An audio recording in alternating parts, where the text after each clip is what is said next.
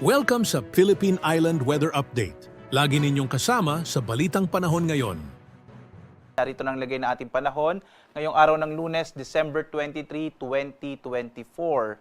At sa ating latest satellite images, makikita natin na itong bagyong tinawag nating si Romina ay papalayo na sa may bahagi ng Kalayaan Island. Suling namataan ito 165 kilometers kanluran ng Pag-asa Island sa Kalayaan sa Palawan. At itaasahan nga natin, ito ay patungo na sa may bahagi ng Vietnam at wala na magiging direktang epekto sa anumang bahagi ng ating bansa. Liban na lamang itong trough o yung mga kaulapan, makikita natin dito, may mga kaulapan dito sa Palawan. Ito magdadala ng mga pag-ulan na may mga kalat-kalat na mga pagkilat-pagkulog, lalong-lalo na sa bahagi ng Palawan. Partikular na dito sa may hilagang bahagi ng Palawan. Samantala, ang shear line, o ito yung bangga ng mainit at malamig na hangin, ay magdadala pa rin ng mga pag-ulan sa malaking bahagi ng Kabisayaan, lalong-lalo na sa Eastern Visayas na nakararanas ngayon ng mga moderate to heavy up to intense rain. Kaya mag-ingat sa mga posibilidad ng mga biglaang pagbaha o flash floods at pagguho ng lupa o landslides. Magiging maulan din sa malaking bahagi ng Bicol Region, kasamang lalabing bahagi ng Mimaropa, Calabarzon, gayon din sa may area ng Aurora. Asahan din natin sa epekto ng northeast monsoon o hanging amihan, magiging maulap ang kalangitan sa malaking bahagi naman ng Cagayan Valley Region, Cordillera, gayon din dito sa may area ng Nueva Ecija, kasama ang area ng Bulacan, Rizal, at dito rin sa Kamaynilaan, posibleng makaranas tayo ng maulap na kalangitan na may mahihinang mga pag-ulan.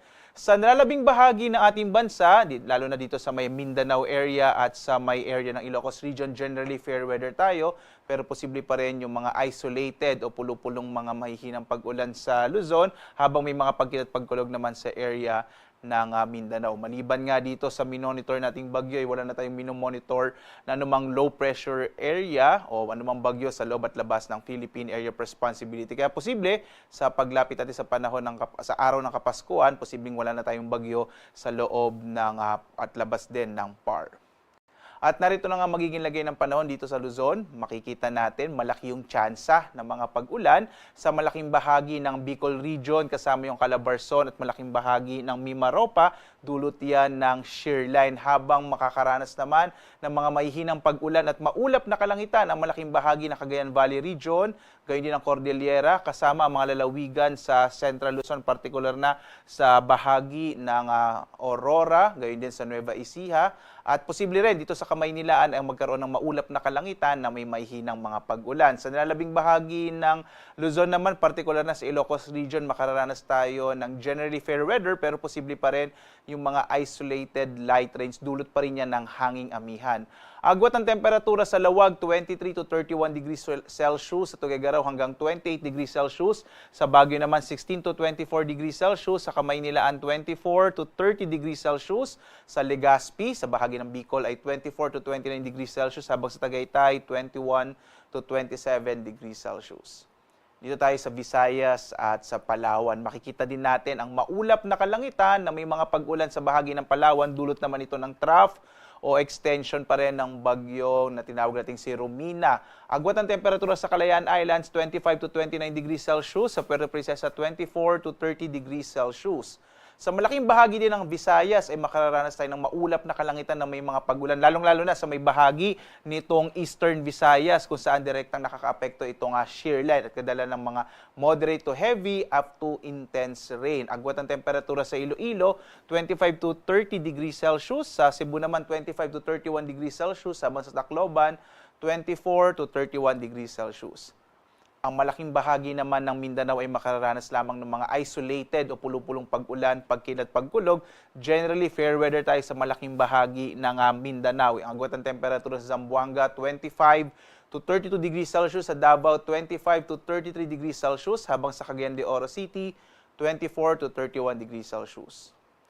Bukas nga, inaasahan pa rin natin ang pagpapatuloy ng mga pag-ulan sa malaking bahagi ng Bicol Region, kasama din itong bahagi ng Calabarzon, at dulot naman ng posible din na dulot ng amihan ay meron tayong mga katamtaman hanggang sa malalakas na mga pag-ulan, partikular na rin sa Isabela at dito nga sa nalalabing bahagi din ng Mimaropa. So mag-ingat po, lalong-lalo na itong bahagi ng Eastern Visayas, lalo ilang araw nang tuloy-tuloy yung mga pag-ulan sa nakalipas na mga araw dulot nga ng shear line.